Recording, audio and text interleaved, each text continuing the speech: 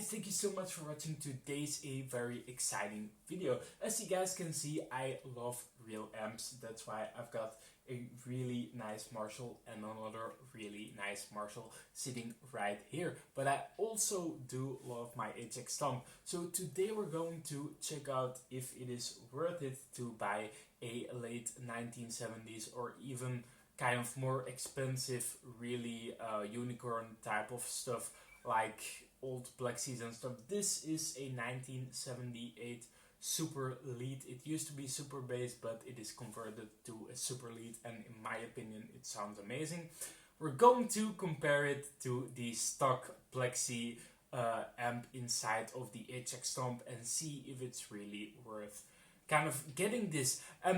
That's in the mindset that you will be using this guy kind of with IRs and stuff, because of course if you use it with a real late 70s 4x12 like I have there, yeah, you're going to experience a whole different thing than if you were comparing it to HX Stomp that way. So that's why we're going that route, guys.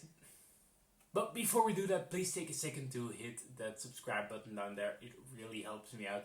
Please also take a second to watch my other videos. If you haven't, I do have a lot of HX Stomp related videos and other guitar related videos. So go ahead and check those out. Other than that, we'll jump straight into the video.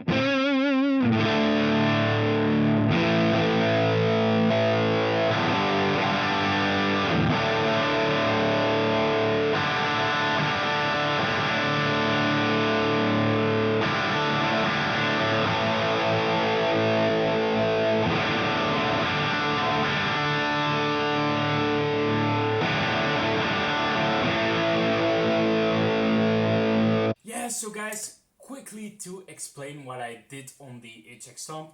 Well, I added the Brit Plexi Bright because I'm only using the bright input here.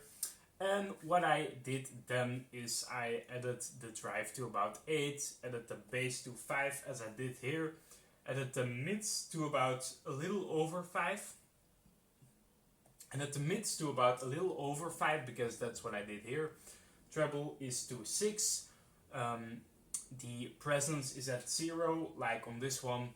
The channel volume we got at 6 because that's about unity with what I've got set up at the return of the loop. Then we have the master cranked, of course, sag, ripple, all at 5. Bias is at 7. Yeah, you could lower that. I do that often, but yeah, in this case it really seemed to be kind of closer with it open. And then of course the loop. Nothing exciting about that, except I've got the return volume at about minus 20 dB because this guy at its maximum is kind of pumping out 186 watts or so, which is ridiculous for a 100 watt amplifier. A lot of plexis go to about 160. Was the guy saying that actually kind of did this amp to the super lead specs, but this guy goes to about 186 watts, which is ridiculous. And then we have an IR of a greenback cabinet mic with a U87 microphone, got high cut at about 7K, and that's it. And it sounds really good in my opinion.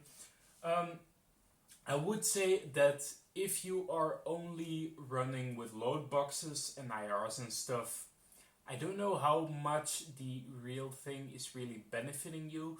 I do hear a difference. This guy sounds a lot fatter to me in the tones, but again, I don't know if that's something you could tweak to kind of be kind of in 99% ballpark. In my opinion, this guy really shows what it's capable of doing with a real cabinet like my late 1970s cabinet right there with G12 65 speakers. In real life it shows really what it's capable of doing, but again with the IRs I don't know how much I would be looking at these amps if I was only using it in that context. So I hope this kind of gave you an idea of why you would want a real amp like this, or why you maybe wouldn't. And please don't forget to hit that little subscribe button down there, and then I will see you for the next video, guys.